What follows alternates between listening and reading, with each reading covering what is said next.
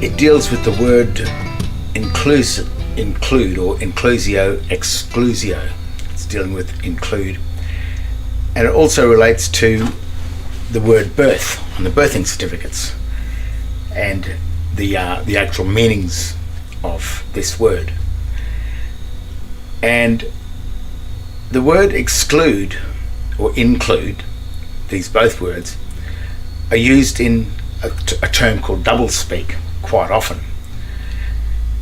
The word include is also used on a bill to include what is on the bill, which means in a legal sense what is included excludes all others. So when they're using this word include, it's being used in a legal sense, and you have to be very careful with it.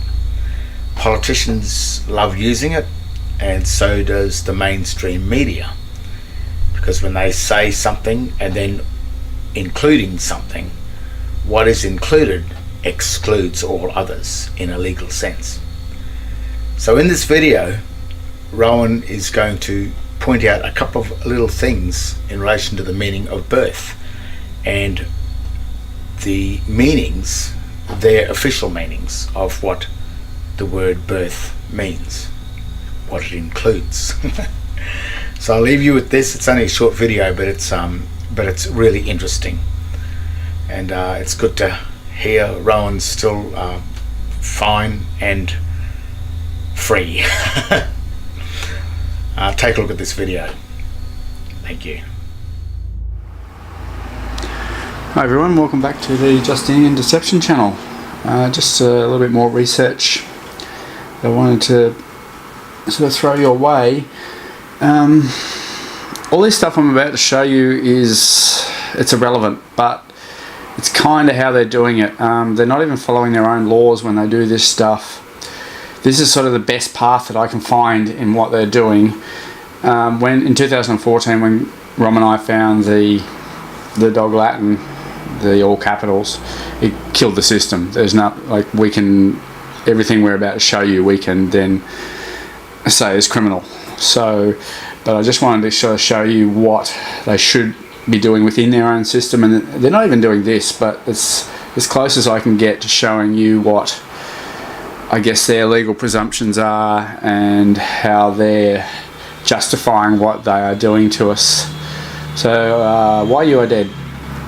So I'm going to start at the top as far as I can go. So this is the United Nations, and they call it the United Nations because it sounds a lot better than Vatican Consolidated Slave Holdings. That's the Roman Caesar's wreath there, Rome. So the Vatican is Rome. This is running the world, and it's doing it by trusts. The trusts are obviously all counterfeit. So all the documents I'm about to tell you about or talk about are counterfeit, and you can't use them for anything other than operating illegally in this system. Calling it the United Nations is like going to an Apple store and buying a bag of apples. It's a private company. It's nothing to do with what it's called. All the people there are appointed, they're not elected, and they're all there to run CITES Trust, International CITES Trust. Now CITES just means location. So I'll show you how this ties in with you and how you ended up with a contract with the Vatican, albeit a counterfeit one. This is the Trust Hague Convention Act 1991. So put into the Commonwealth of Australia via the company called Australia. You can see the logo there, the all capitals Australia, and the rat and the chook. So this act, Chapter 1, Article 1. So this is just all the laws on trust. So the first thing you should be asking yourself is why the United Nations has a trust law in the Commonwealth of Australia, and why are they recognising them? You know, this could be done individually between each country via treaties, but they're doing it this way. So this is how you ended up with your contract. It's a bit wordy, so I'll try and get through it for you. So the purpose of this convention, the term trust refers to a legal relationship created inter vivos or on death. On death is the one we're interested inter vivos is during life, which is by a gift, by a person. So remember, the person is a corporation, company, or society from the Crimes Act 1900, I think it was. The settlor. So the settlor is the one who settles all the debt. So what happens is when someone becomes your trustee, they become the settlor when you're dead. That's the trustee. When you die, becomes your executor. That's the difference. An executor is the trustee of a dead estate. So when the assets have been placed under the control of a trustee for the benefit of a beneficiary, that's the only place you'll see beneficiary. Don't talk about us as coming back as beneficiaries much. I guess they never expected us to. So the trust has the following characteristics, and these are just all normal trust stuff. That it's a trustee it's not part of their estate. The title is in the name of the trustee, so this is the corporate name that they put on your birth certificate of another person. So the other person is actually you under the surname. So when you're under the Christian name or the Christian trademark, whatever they've done, you're the beneficiary. When you come back as trustee for yourself or trustee of a trustee of your own estate, you come back as another person. So they've got to put you back in there somehow. That's what they've done there. The trustee has the power, the duty and respect which he or she is accountable. So this is how they make you liable when you're trustee to all their laws, all their terms and conditions. These aren't de jure laws. They're all just terms and conditions that you've agreed to be trustee of your own estate. Now, if you have a look at the bottom there, this is a really important bit. The reservation by the settlor of certain rights and powers, and the fact the trustee may himself have rights as a beneficiary. They're telling you right there that you have the right to be a beneficiary, but you're not being, because you're being the trustee of yourself. And they said it's not necessarily inconsistent with the existence of a trust. It's not inconsistent with the existence, but it means you cannot be the beneficiary if you are being the trustee at the same time. So you're either going to get the benefit or you're going to be paying the benefit to someone else, because you can't be both in trust law. That just cannot exist. And that's the, being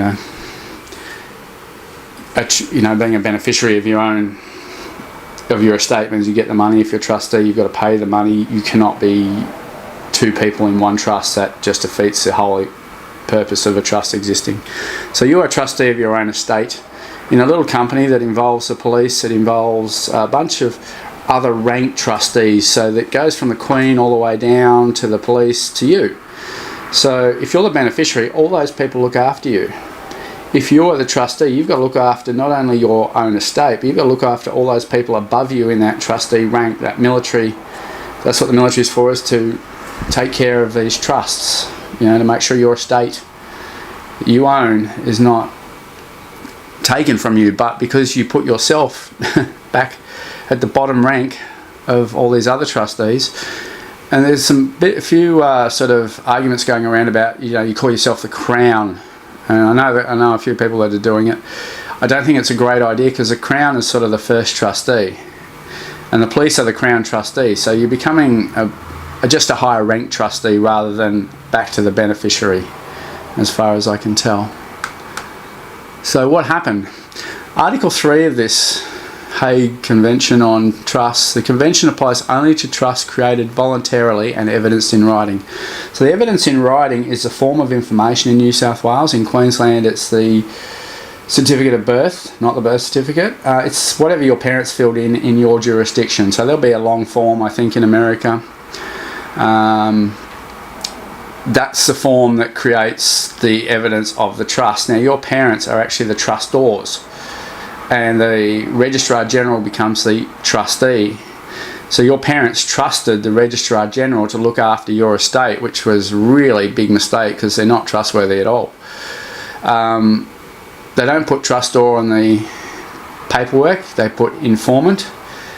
Google informant, it comes up with prison snitch, rat fink, all these things, because basically your parents sold you out. So there is a trust there, there should be a trust there should be an estate there, and they want to keep the estate. So why the Registrar General would volunteer, because she volunteered, because there's no requirement in the Birth, Deaths and Marriages Act for her to be a trustee. She's just meant to be the custodian, the registrar of the documents. But your parents fill in the form, and then on mine, she stamped the back of it and said, well, I'm going to be the custodian of this estate and look after it for you, because she knows that she can issue a birth certificate to me, back to me, that will say I'll be a trustee of her. So the registrar volunteered to be the trustee, then you volunteered to be a trustee of the trustee. Now think about this. Are you the trustee of the Registrar General of your own true de jure Commonwealth of Australia? Or have you unwittingly become the trustee of the Registrar General of a foreign United States registered Commonwealth of Australia company owned by the EU and the European Roman Rothschild banking system, being what could be assumed as a foreign banking cartel? So is this the deceptive dry exchange? Are Australians the real beneficiaries of the foreign company registered in a foreign district such as the District of Columbia? Well, that's the question. Can you see how it goes? So the first document your parents filled in creates the estate. The second one appoints you as the lowest ranked trustee of that estate to look after it. It's a neat trick, and it's really quite clever. And that's what they've done. So that's why the birth certificate, you've got to get rid of it. I know that a lot of people are looking at, you've got to, apostille it and get it stamped and do all this stuff. I just don't think you can. I think you've just got to go back to being the beneficiary. We have no business in this world as the beneficiary. This is the trustees' underworld, the secret language, the codes, the devil, Satan. You sat in the trustee's seat. So I think this is what the Bible is trying to tell you. Don't eat from the tree of knowledge. Don't become trustee of yourself. Don't put the clothing on. Don't take the name. So that act, the Hague Act, is a federal act, and it says that basically wherever the trust is will go by that law. So this is the New South Wales Trustee Companies Act 1964. I was looking for the nexus between trustee and company, and then I found this act. So this is a trustee company which is basically given your estate to deal with. This act allows the Registrar General to give them your estate, and it allows them to do basically what they want. So they can act as an executor, which means, and obtain probate, and they can also obtain letters of administration, which basically means they can do what they want with your estate. But obviously you're dead because they're executor. They're not trustee, they're executor. So this allows them to apply to the New South Wales Supreme Court on your certificate of birth, the first one, to obtain probate, because they go, we haven't seen him, he's dead, we can't find her, she's gone. So a person named as executor may authorise trustee company to take out administration, CTA. So they can administer your estate, they can do what they want. And I found one of the companies is Perpetual, and they are administering it through JP Morgan. There's in one of the schedules of this act, it tells you all the companies that are doing it. So what I've done is I've tried to get in contact with the New South Wales Supreme Court to ask whether my FOI document, form of information of live birth or stillbirth, has been put through probate, and I haven't heard back yet. I haven't heard back from anybody actually since I put that FOI form in. Everyone seems a bit scared of it. So trustee company may be authorised to obtain letters of administration. So letters, I guess that's a granting of authority to do what they want with a deceased estate. So instead of applying, authorise a trustee company to apply for and obtain letters of administration of the estate. So they can, do what they want then. They're running your business, and this is how they through the US Federal Reserve, through the JP Morgan, back to the United Nations, how they're getting access to your estate, because they can never own it, but because you're missing, they can use it to invest on their behalf, and they can take the interest. But under the Cestui Que Vie Act, they have to give it all back. Under Section 4, that's your remedy there. Sorry I didn't put it in this video, I should have. Powers to delegate trusts to a trustee company. So this is a bit of the act that allows Amanda Iena in New South Wales to give your share of New South Wales, the land, the mining rights, the tax, everything to this company. One thing that was interesting, when I put this act in, this book came up, and this book is this is a page of it. and it's called the power of attorney in Australia and New Zealand. So proof of identity of donor and donee. So this act is actually imprinted on the back of my form of information. So this act says that this is proof of power of attorney. So under the Royal Trust Companies case, and the Land Titles Act, so they're taking your land off your Royal Trust, so that's the Queen coming in, taking all your stuff. She's all part of this. So they have to prove power of attorney. Now, they don't have the original documents. They said they destroyed them, but I think they've just traded them off. I don't think that's true, but I'll check on that and let you know. The original, so they've got a copy of that document to prove that they are the trustee, because they have to get your dominion off you before they can give it back to you under a different, under you as a different role in the trust, trustee. This is pretty scary, guys. Certificate evidence. When a trustee company is executor or administrator, it is by law authorised to administer the estate of any deceased person. So I can get a certificate, say you're deceased. And what it can do is, despite any act or other law to the contrary, be accepted for all purposes as prima facie evidence. You can't really argue it. So without the production of any other proof of the death of the deceased person. So without any other proof, all they have to do is apply for a letter to say that they're the administrator and you're dead. That's it. That's your legal fiction, your legal death right there. 32A. That's pretty scary law, guys. Of course, all those documents are forged because they're all in the all capitals. This is just 145.2, I think, of the Criminal Code 995 or the Crimes Act. No, I can't remember which one I pulled out of. It's illegal at all levels anyway, so 10 years in jail for them doing what they're doing with those forms. This is why you can't have anything to do with it. This is why you don't want to be crowned. This is why you want to get back to beneficiary, and they can't identify you, you identify them. That's how it works. So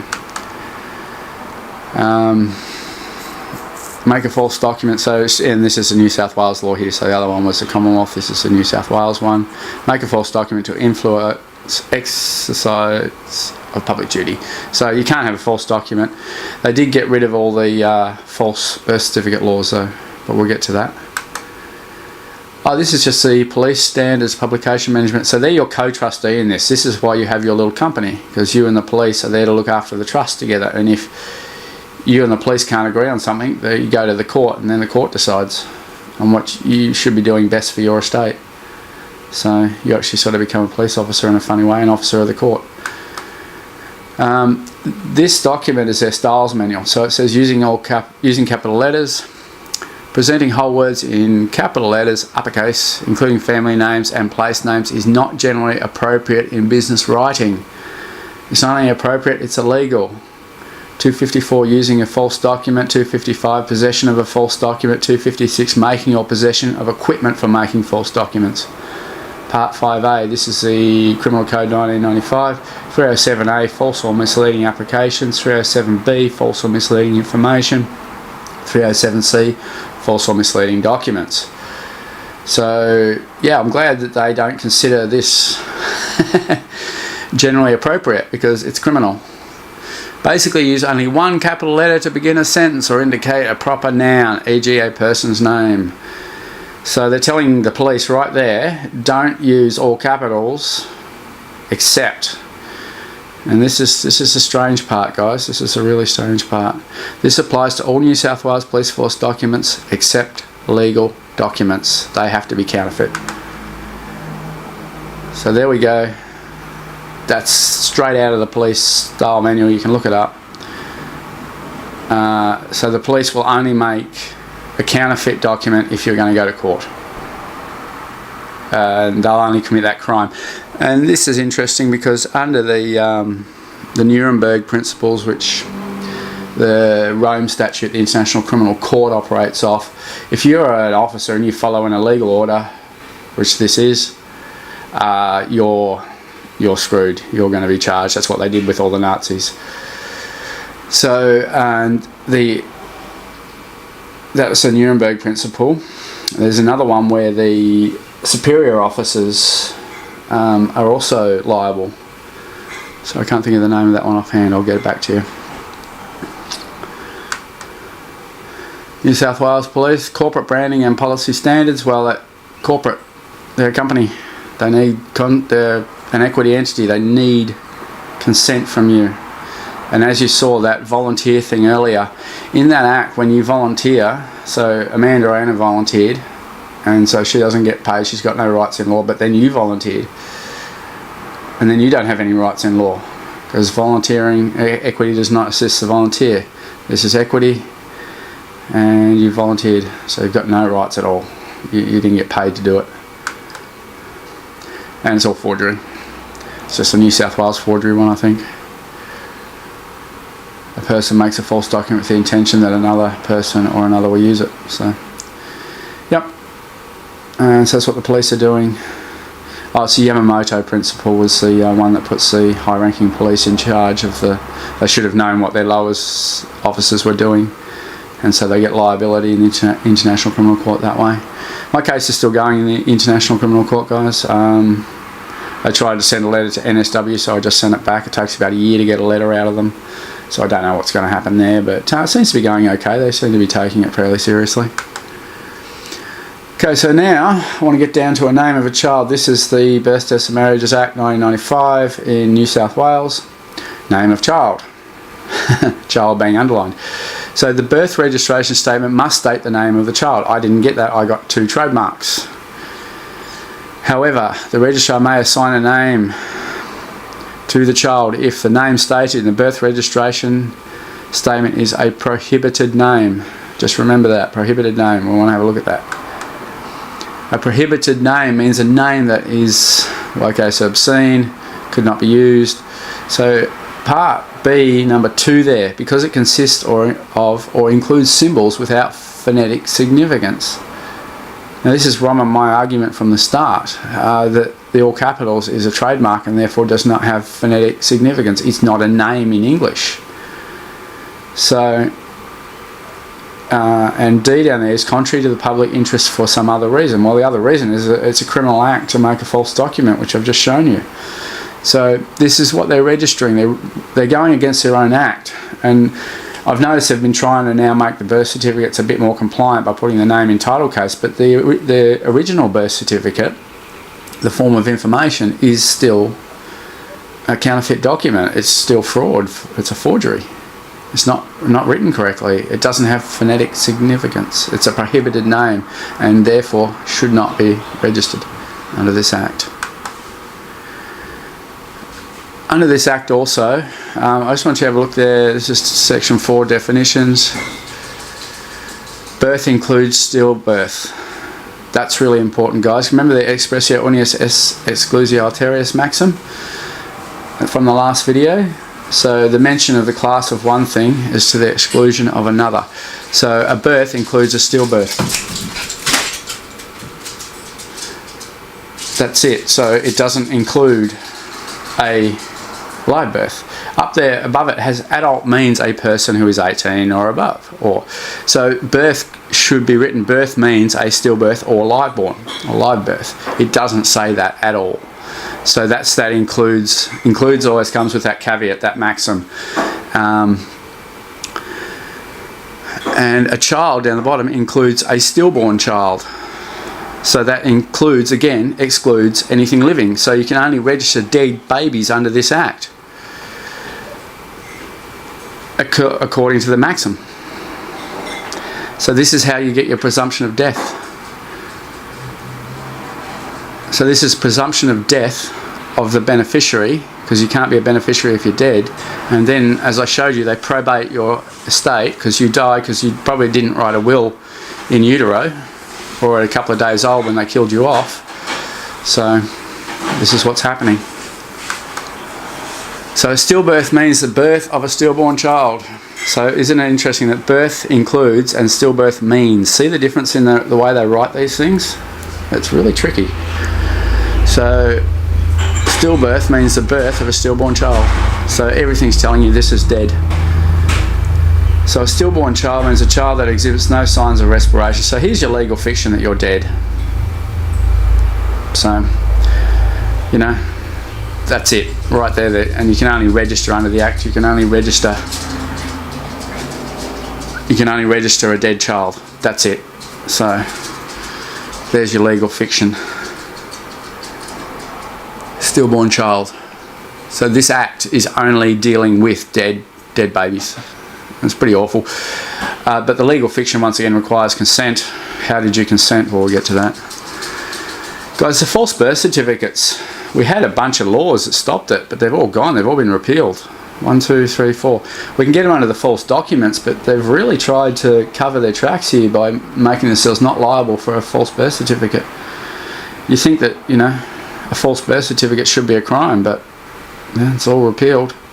And it was even taken out of recently. It was taken out of the Federal Act. The Criminal Code 1995 has removed anything to do, because I pointed it out to the police. I said, look, here's the Act, here's the crime, here's the birth certificate. And the birth certificate disappeared. The federal police just basically stole it, and then the law changed that there's nothing to do with birth certificates being illegal, you know, false birth certificates being illegal in the Act anymore. So they're trying to get around it, so obviously we're having a bit of an effect. Just a maxim from Black's Law: an error that's not resisted is approved. So you've got to be across all this stuff, guys. Sorry for the capital A there, didn't know that happened. You have to be very careful. So you've got to be very careful what you agree to. You can't even walk into that court. The police can hold you for 4 hours and then they've got to let you go. So don't sign anything, don't agree with anything. They'll lock you up for a bit, they've got to let you go, because they've got to... The police's job is to get you to consent to the contract. That's it. And you've got the right to consent, and you've got the right not to consent, and I'll show you how that works right here. This is the last slide, and I'll leave you with this one. Non potest rex subsidium rententem honorari impositionibus. The king cannot load a subject with impositions against his consent. She requires consent. So what they've done is created this consent system that's so complicated you'll never work out, one, how you ended up consenting, and two, how you undo your consent once you've done it. It's a presumption of death. It's the use of this demonic, you know, as Rom said, bullshit Babylon language. It's everything tacit consent. It's presumptions of death when you're a baby. You died intestate because you didn't write a will. All these awful tricks that these people do. And that's from Black's Law, Volume 7, page 1667. So if you want to have a look up that one. So they do require consent. And I saw once a maxim, all men are created equal, but by a series of events they become unequal, and the series of events is the contract. Ron pointed out to me the other day that God is actually the contract. If you read the Bible and you replace the word God with contract, oh my God, it's my contract. What happens in there is it changes everything. You really start to see how the whole Bible system works.